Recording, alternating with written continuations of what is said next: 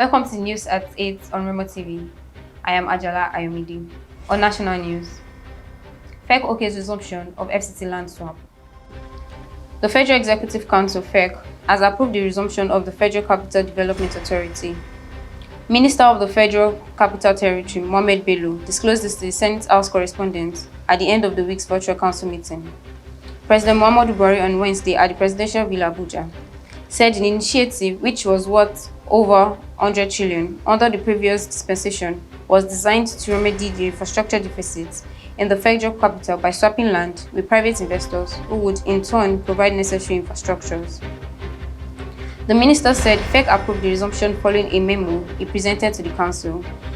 He said some amendments were made to the original form of the initiative by establishing a legal framework to protect all parties. Still on national news, Tinubu returns to Nigeria amid death speculations. The national leader of All Progressive Congress, Bola Tinubu, has returned to Nigeria after a brief holiday abroad. Contrary to the speculations that the APC leader died in France, Tinubu made his return to Nigeria yesterday, a few hours after his news filtered that his health had continued to deteriorate and that he was currently receiving medical treatment at an unspecified hospital abroad. One of his aides, who returned to Nigeria alongside the national leader of the ruling party, told news sources that Tinubu was ill and elderly, and that himself as well as the Lagos State's former governor was just returning into Nigeria. Rumors had claimed that Tinubu died on his medical trip abroad, but the astute politician returned home very agile. The former Lagos State governor had reportedly traveled to France for medical care over an ailment associated with his old age. According to him, democratic good governance holds the solutions to Nigeria's challenges, advising that Nigerians should stand against whatsoever thing that will hinder democracy, especially those engaging in insurrections and violence. On local news, Agoweye to commence urgent traditional cleansing. The Oba Ebumawe of Agoweye, Oba Adenugba, has informed the entire residents, visitors, and general public that Agoweye community will have to commence a traditional oral rites for 7 days. The staff and students of OOU, Olabisi Onabanjo University, has been advised to take heed to this information daily. This information was said to have been taken due to prevailing situation in the country. The traditional rite is set to take place from 17th to 23rd of June 2021, 11 p.m. to 5 a.m. during these days. On international news, Israel strikes Gaza after launching a fire balloon.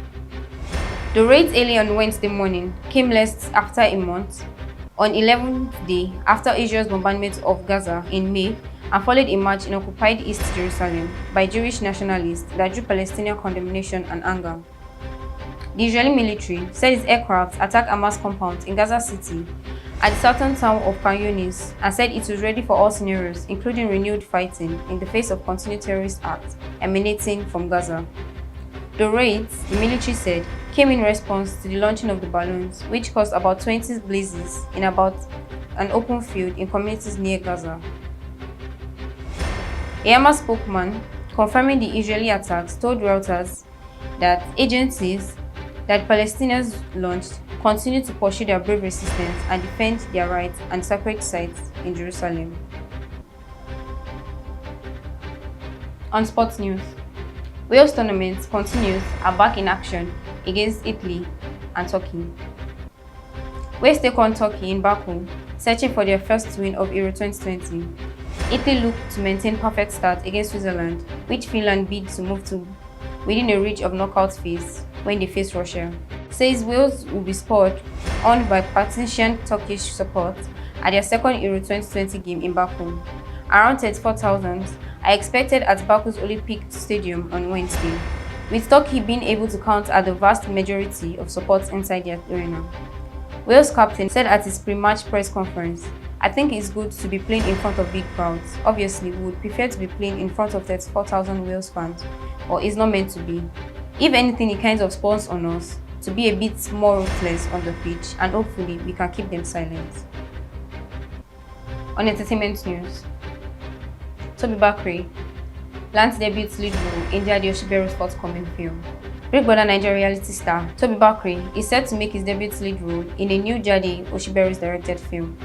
The actor shared the exciting news in a video recently shared on his Instagram handle, Since participating in the fan favorite reality show, Bakre has gone on to explore his acting skill with appearances in major productions including Kayode Kasum's Sugar Rush and Ramsey Noah's Rattlesnake Diana Story.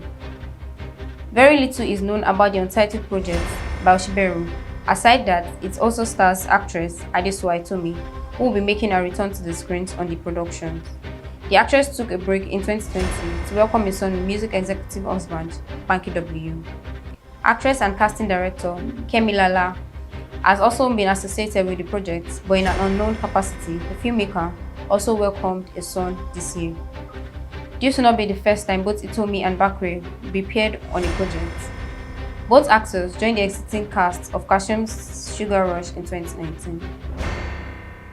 Okay. I'm so excited. What do we have here? Okay, my script. Munchies, a nice hat. Dear Toby, welcome on board. I can't wait to see you play Obalola. Jade wrote Obalola. It's not a mistake. I'm playing Oba. Yes. I'm playing. No, serious.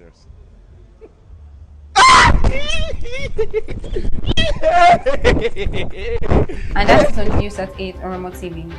For more news, you can follow us on all our social media platforms, Facebook, Twitter, Instagram, and YouTube at Official Remote TV. You can also visit our website at www.remotv.com.ng. I am Ajala Ayomide. Good night.